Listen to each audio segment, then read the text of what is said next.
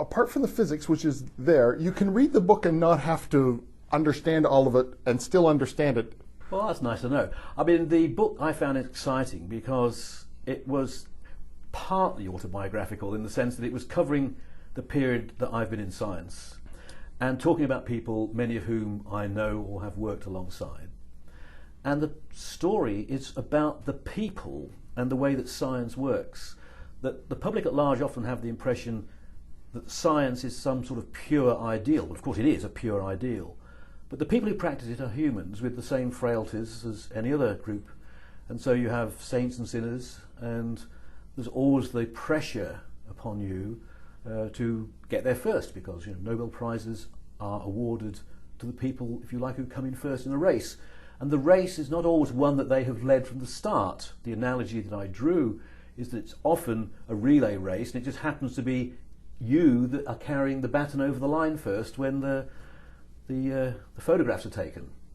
And so the competition, the rivalry, and the question as to whether the right people won the prizes in the past, and also whether, if the Higgs Boson, which everybody's heard about but very few people have had explained what it is, if and when that is found, whether the Nobel Prize will go to Peter Higgs or to somebody else, because Nobel Prizes can only be awarded to a maximum of 3 people, and there are at least 6 people who lay claim to some of the ideas.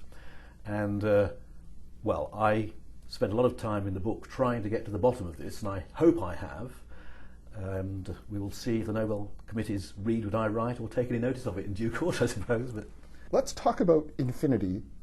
Back in the 1940s, the theory that showed how light interacts with matter, called quantum electrodynamics. If you started off calculating and stopped just after you started, you got beautiful agreement with what went on. But quantum theory says you can't just stop because you choose to, you've got to work the whole thing through. And the moment you went to the next level of subtlety, instead of getting a nice number that agreed with experiment, you suddenly got infinity. Like the probability that this will happen was infinity%. I mean, infinity is transcendent, it's beyond meaning. Basically, if you find infinity coming out of the calculation, it shows that either you've made a mistake, like you've tried to divide by 0, or that this is telling you your theory, you're applying your theory outside the realms of validity.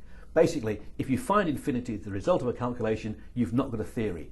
End of story. So that was the crisis that they had, that infinity kept appearing out of the calculations. It said your theory is wrong, or at least you're not applying it correctly.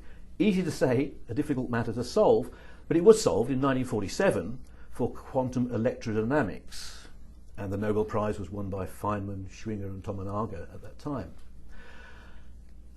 When I was a student, however, everybody was focusing then on the theory of the weak force of radioactivity, a force that's integral to the way that the sun burns.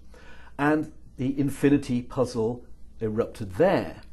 And the trick of renormalization, as it's called, that Feynman and co. had found worked in the case of quantum electrodynamics didn't work in the case of the weak force. It didn't work because the carrier of the weak force is massive. The photon of light that carries electromagnetic forces has got no mass at all, and it turns out that was an essential reason why this trick of renormalization worked. But the analogous carrier of the weak force, called the W boson, is massive, and the trick wouldn't work. And people were trying to find ways of solving this, and the solution was found by a contemporary of mine called Gerhard Toft in his thesis, and that was in 1971. And that was when the infinity puzzle was finally solved. And from that, suddenly it became obvious that it was possible to describe, now we know, apart from gravity, we can describe all of the natural forces and get numbers which agree with data at very high precision. So Toft and his supervisor Veltman shared the Nobel Prize in 1999, fully justified a wonderful work that they did and paved the way to the things which we're now doing at the Large Hadron Collider in Geneva, trying to verify if all of the ideas that now flow from this solution of the infinity puzzle are indeed the way that nature does it, or whether we've just found some clever stuff in equations. I don't think the Standard Model is wrong, but it is certainly not complete.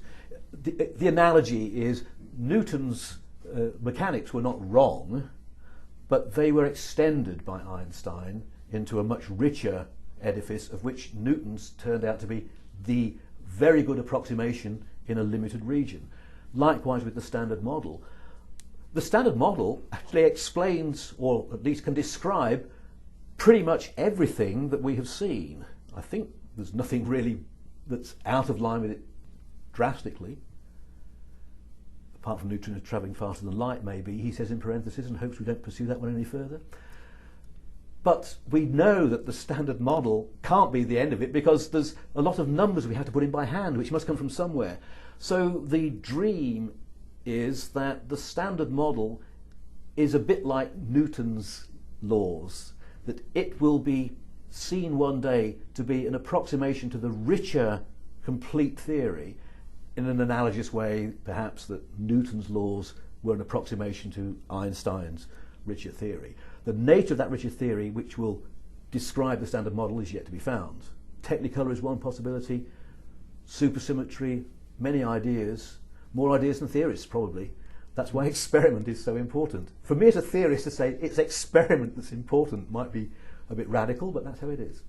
The book is The Infinity Puzzle: How the Hunt to Understand the Universe Led to Extraordinary Science, High Politics, and the Large Hadron Collider. I've been speaking with the author Frank Close and The Infinity Puzzle, published by Knopf Canada.